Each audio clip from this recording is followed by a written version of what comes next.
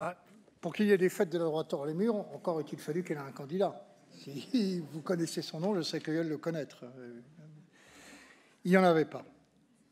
Il y a eu une défaite de la droite, il y a eu une déception majeure autour de la personne de François Fillon, qui manifestement n'a pas voulu porter, dans un premier temps, ce dont il était issu, c'est-à-dire cette espèce de révolution conservatrice.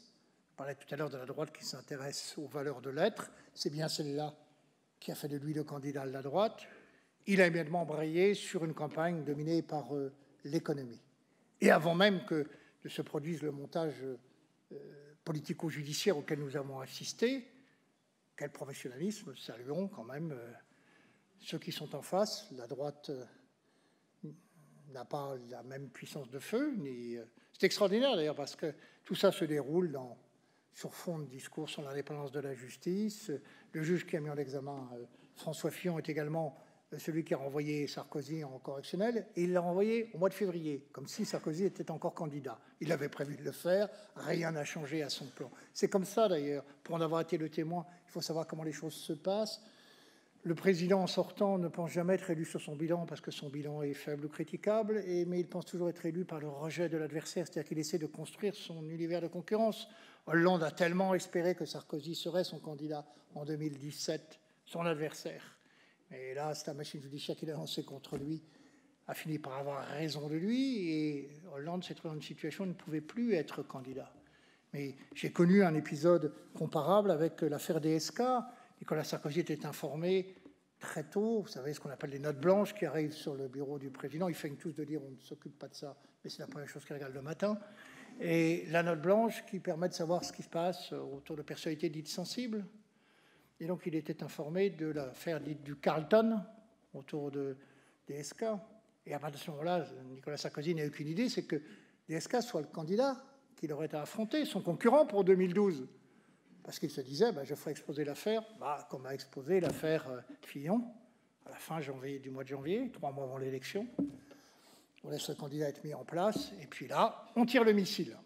Malheureusement pour Nicolas Sarkozy, DSK, animé de la même libido tyrannique que j'évoquais pour John Fitzgerald Kennedy, a connu la mésaventure du Sofitel. Et plus de DSK. Pour en revenir sérieusement à votre question, oui, il y a une déception autour de la candidature Fillon qui n'était pas programmatiquement et par sa personne bâtie pour réaliser cette équation dont je parlais tout à l'heure, c'est l'alliance de l'électorat conservateur et de l'électorat populaire.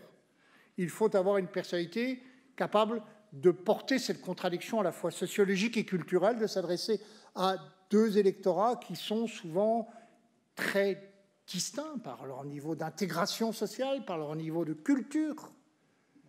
Alors Sarkozy, cette espèce d'alchimie et sa syntaxe un peu chaotique qui était la sienne, mais qui lui rendait son parler familier, imagé, évocateur, avait réussi ça en 2007. C'est-à-dire allier ces deux électorats. Fillon n'avait pas la personnalité capable de réaliser cette synthèse. Il n'était pas habité par ce lyrisme qui, comme disait De Gaulle, permet de chanter à la France la romance de sa grandeur. C'est un politicien, sans doute respectable, sans doute honorable, mais limité, et qui ne peut pas, effectivement, face aujourd'hui aux exigences qui sont celles, j'allais dire, du marché électoral, moi là que je parle d'économie en politique, eh bien, répondre à la diversité de la demande. Alors la déception, là, a été évidemment forte, et le problème essentiel, je citais tout à l'heure Marcel Gauchet, cette interview passionnante parue dans le Figaro samedi, c'est que c'est vrai que sur le papier, le conservatisme a tout pour être la force alternative des années qui viennent. Il a tout. C'est-à-dire que nous avons pour la première fois dans l'histoire et depuis longtemps une droite qui se réapproprie le combat des idées, une droite qui produit une pensée critique, une droite qui produit sa propre vision du monde et qui l'impose. Voyez l'évolution des intellectuels organiques qui, de la gauche, viennent vers nous. Finkielkraut, Régis Debray, Michel Onfray, Jacques Julliard. Il n'y a plus d'intellectuels organiques à gauche, de moins en moins. Toutes ces figures-là ont évolué vers une analyse de la société qui recoupe la vision qui est la nôtre. Ça, c'est une raison formidable d'espérer, d'autant plus que derrière pousse toute une génération de jeunes journalistes, d'essayistes qui travaillent et portent ces idées. Bon, le problème, c'est que, d'abord, pour espérer la victoire politique, en bonne logique gramscienne, il faut d'abord remporter la victoire culturelle. Il faut remettre en cause l'hégémonie culturelle qui est celle de la gauche dans ce pays depuis 60 ans, depuis 70 ans, depuis la libération, en fait, depuis le départ de De Gaulle. Remettre en cause cette chape de plomb dont on a vu la terrible efficacité. On a beau dire les médias, mais on a vu que les médias ont organisé formidablement l'élection d'Emmanuel Macron. Qui peut d'ailleurs contredire cela?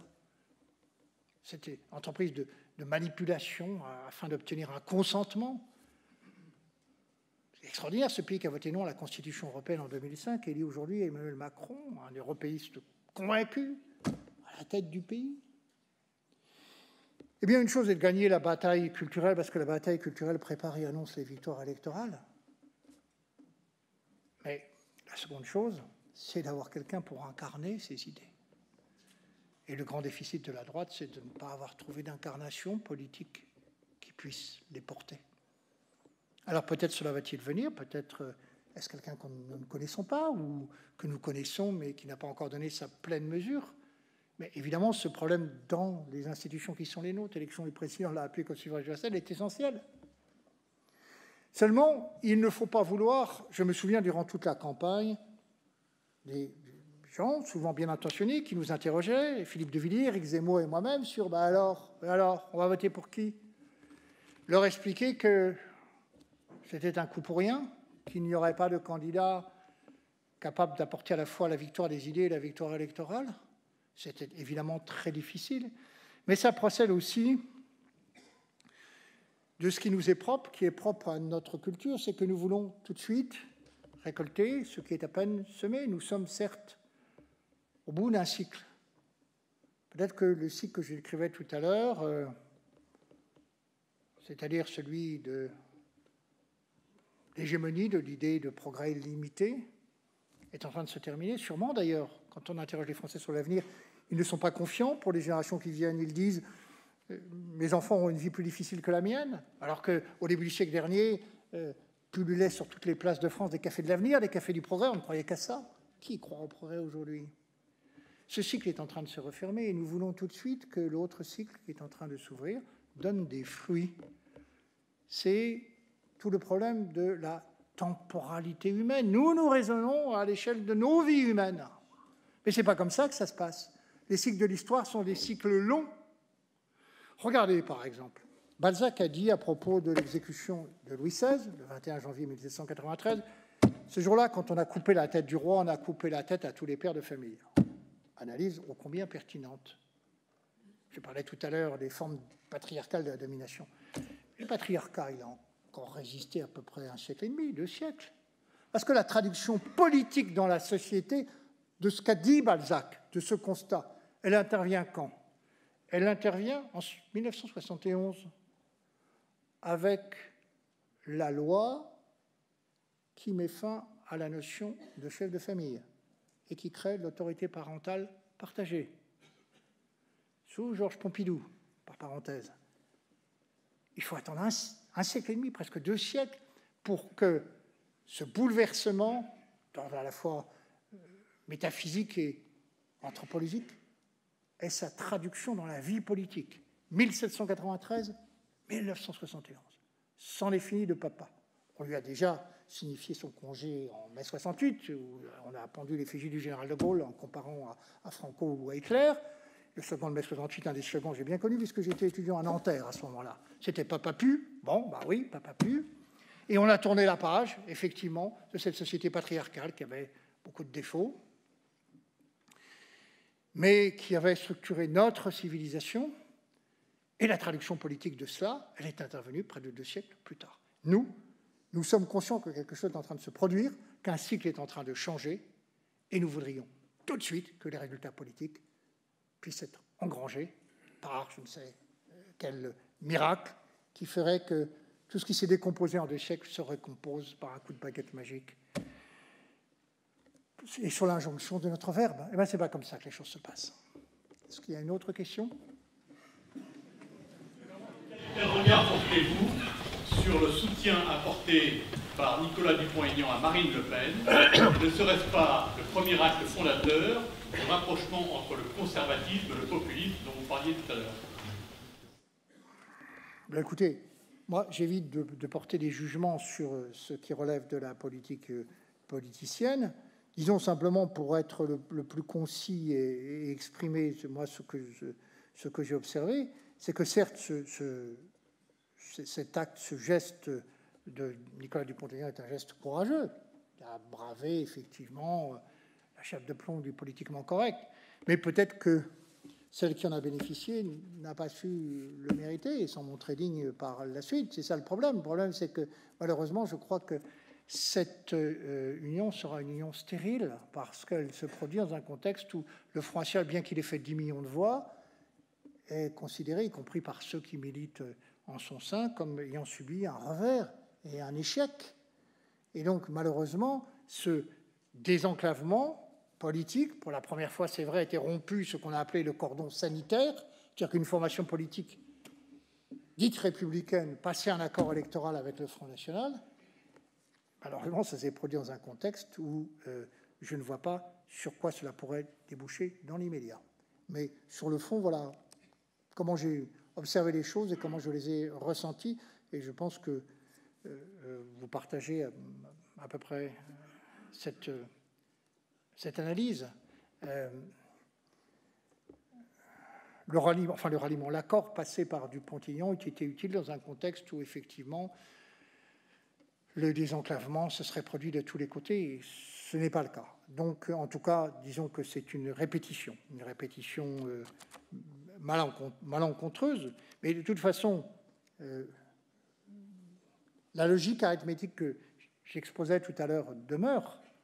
Sur leur seule force électorale, maintenant, il est clair que ni la droite de gouvernement, ni les Républicains, ni le Front national ne peuvent espérer la reconquête du pouvoir. Et si Macron réussit cette opération, l'omelette coupée par les deux bouts, l'alternance, ce sera soit effectivement le parti conservateur que nous appelons, le mouvement conservateur que nous appelons de nos voeux, soit le front de gauche. Nous n'y sommes pas encore. Faut-il souhaiter que cela arrive, c'est une autre affaire. Mais en tout cas, la première leçon, la leçon la plus éclatante, elle est là. Elle est que les idées de droite ne peuvent aujourd'hui espérer retrouver le chemin du pouvoir par les voies des deux partis constitués qui sont censés, je ne sais pas si on peut classer le Front national à droite, en tout cas les électeurs de droite votent pour lui. Aucun de ces deux partis n'est plus aujourd'hui en situation de conquérir ou de reconquérir le pouvoir. Voilà.